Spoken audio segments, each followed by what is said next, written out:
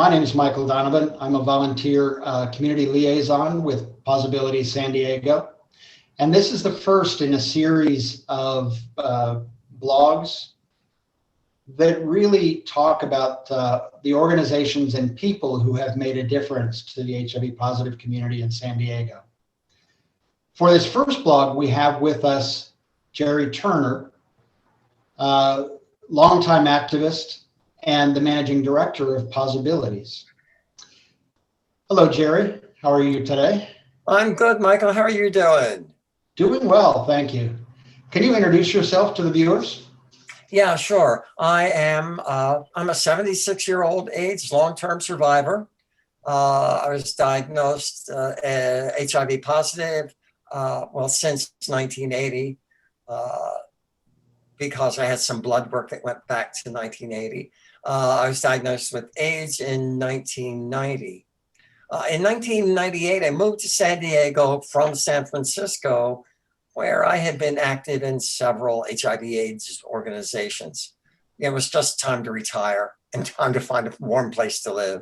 So, of course, the first thing I did was start volunteering as a peer advocate at Being Alive.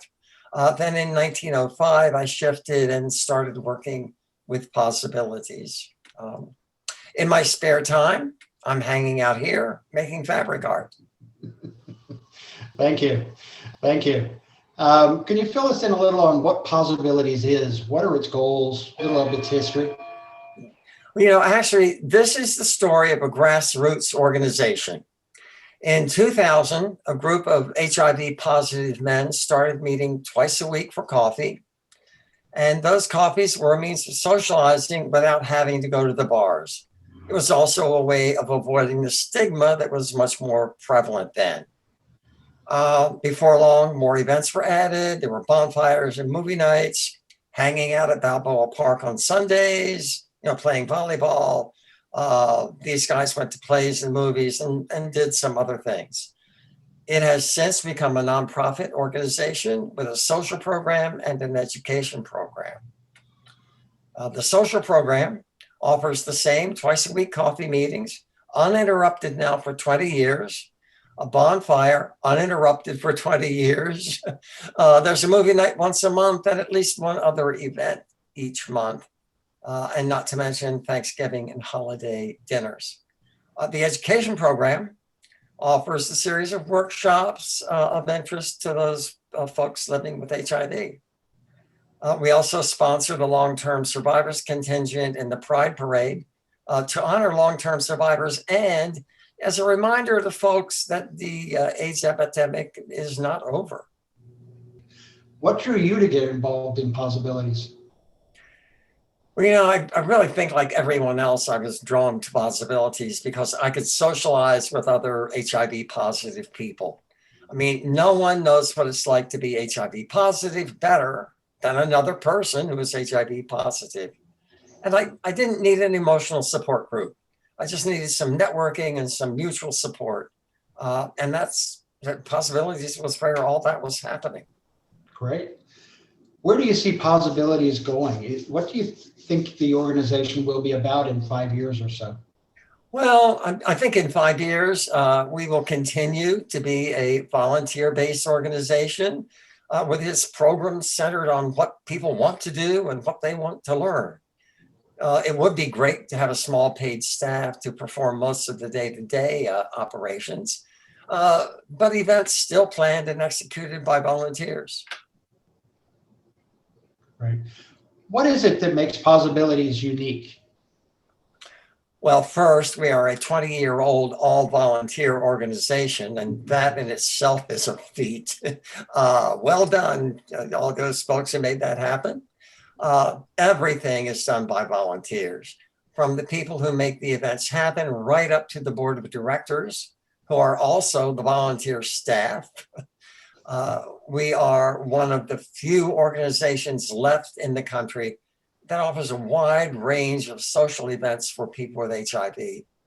And we offer a series of forums about HIV that are open to everyone. How can people get involved? How do they contribute to both currently and in the future to Possibilities? Well, the easiest way is to simply show up at an event, see what it's like, see if you like it, find out how you might fit in. Right now, that means Zoom.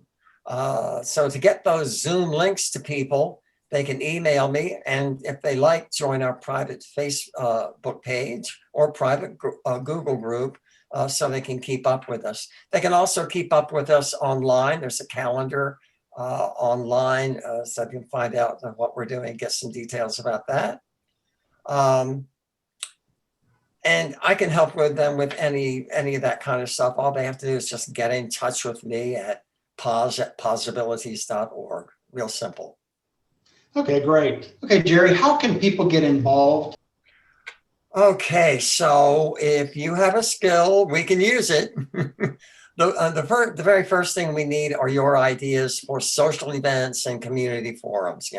What is it you want to do and what is it you want to find out about? Then we need help making those things happen. So for example, for a forum, we need folks to help with setting up registration at the event, microphone runners, monitoring food tables, of course, help tearing down. For social events, we also need people to set up and tear down. We do a lot of that. We also have supplies that need to make it from a storage place to a bonfire or a movie night. For holiday dinners, we need people to roast turkeys and help in the kitchen. And we can always use carpool drivers for road trips. Most of all, we simply need your participation in the events. We're also grateful for your monetary contributions. We have an award-winning AIDS Walk team that is really a lot of fun, and you're welcome to come and join that. Or you can simply go to our website and make a donation there. All right, great. Thank you.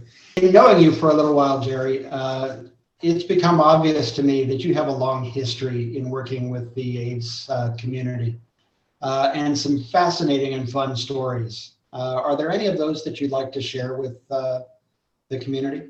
Oh, yeah, I have a whole bunch of those, but we don't have a whole bunch of time. So I'll just focus on one volunteering situation. I moved to San Francisco in 1980, so I was just in time for an epidemic. By 1981, deaths from what would become known as AIDS were beginning. And it wasn't long before I was losing friends monthly and then weekly. So in 1985, I volunteered for the Stop AIDS Project. On a Saturday or Sunday, I spent 3 or so hours on Castro Street talking to people about HIV. And I remember the first time I did that. I emerged from the Castro Community Station with a clipboard and a pencil in my hand, ready to talk to people about HIV and sex and whatever was going on that week. And I'll tell you, I was a little more than anxious, not knowing how this was going to go down. But it went very well. People were very anxious to talk. So it was a really good experience. Then one night a week, sometimes more, I facilitated Stop AIDS Project discussion groups, and with about 12 or so people. We sat down and talked about HIV and AIDS and listened to people's concerns. It was a guided discussion, ending with what each person could do to help in the epidemic. And those meetings were 4 hours long. And I'm wondering if today anyone would sit for 4 hours to talk about AIDS or COVID or anything else. People were really anxious to talk then. Later on, I helped develop some community forums and workshops and a Going on Disability workshop, because in those days, if you were diagnosed, what you had to look forward to was going on disability and dying. So we set up a workshop to make all of that stuff easier for folks to experience. Some really interesting points in there, Jerry.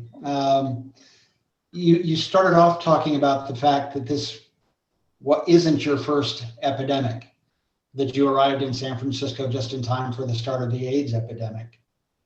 And watching, now that we're so many years and so many decades into the AIDS epidemic, I think young people treat it differently. Also thinking about COVID, I don't think people look at it quite the same as we did the AIDS epidemic early on. From your perspective, what do you see as some of the similarities and differences between the two? Oh, well, so this could be a very long, interesting conversation that people are writing about now. So there's a lot of thinking about this. So I'll hit on a couple of points. During the first year of COVID and during the first years of the AIDS epidemic, things were changing rapidly. And that led to a lot of misunderstanding and a lot of misinformation.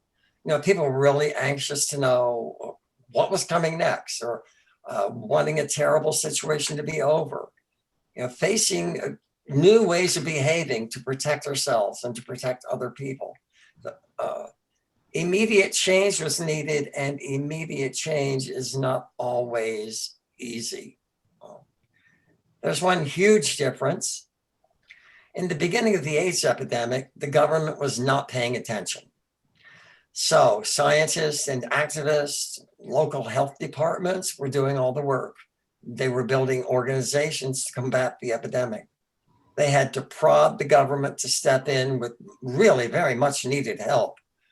On the other hand, attention and action by the government on COVID was immediate. Also, I think in both epidemics, for a lot of people, the reality of there actually being an epidemic really hit home when there was someone they knew who was infected or who had died. Yeah.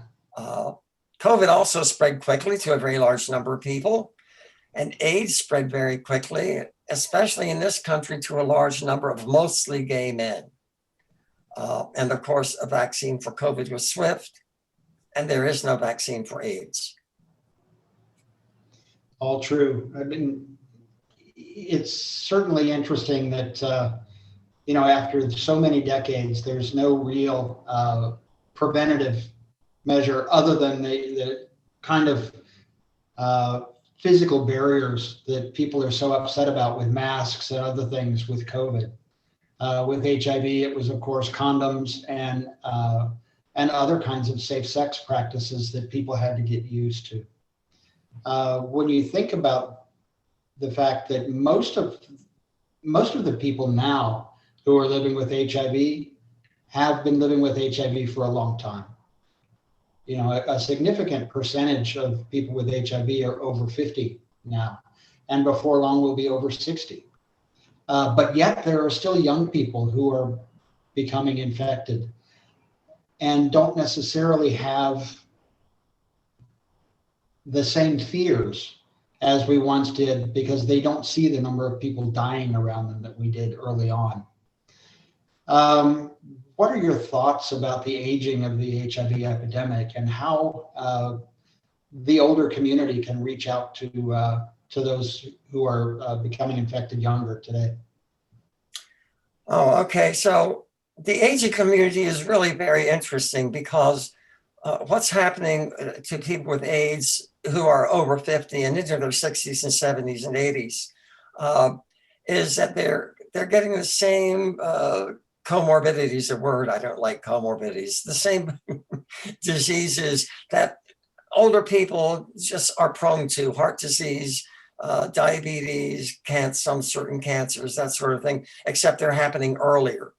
The other thing that happens with many older people with HIV is that they were knocked out of the workforce, and so many are just simply living on Social Security. So it's very difficult for them, even with all the help there is, all the social programs there are, it's very difficult for them to live day to day. That's a real problem, especially now that we have a real housing crisis in San Diego. It makes it tougher for people who are in that situation where they haven't had work for a long period of time and are maybe unable to work now.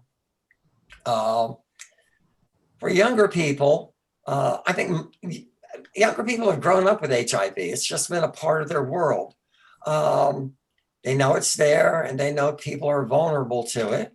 And they know if they become infected, there is help. It seems to take less importance in the world, I think partially because there's no news about AIDS anymore, except once in a while there will be some news about a vaccine that didn't work. That's about all the news we get. So it's not newsworthy, therefore it's not on people's minds as much. You mentioned condoms and stuff. So now we have more than just condoms and common sense to stop the spread of HIV. We have medications that will prevent infections. And we know that someone whose HIV is well controlled cannot spread HIV to another person. We have medications to manage HIV. So if someone should become infected today, then they have the freedom to pursue a normal life and make plans to live long after retirement. Great. Thank you, Jerry. I really want to thank you for joining today and sharing all of this with the rest of the community. Are there any last statements or anything else you want to share with folks before we sign off? Yes. 2021 is the 40th anniversary of the first reported cases of AIDS. So please remember that AIDS is still with us. It's not too difficult to become HIV positive. So take advantage of the medications that prevent acquiring HIV. And if you're positive, work with your doctor to keep your HIV under control. That's the medical take. Socially, if you are HIV positive and want to catch up with some folks other HIV positive folks, just to chat and have some mutual support, in a safe and friendly environment, join us at one of our social events or come to one of our community forums. If there's something you'd like to learn about, let us know what it is, and we'll see if we can't turn those concerns into a forum or workshop. And I think most importantly, now as in the past, is simply stay safe out there. Great. Thank you, Jerry. And I'd like to thank our viewers for sticking with us. This is the first, as I said, in a series of blogs. So I hope you'll tune in and subscribe and join us for our next blog. Thank you very much. Bye-bye.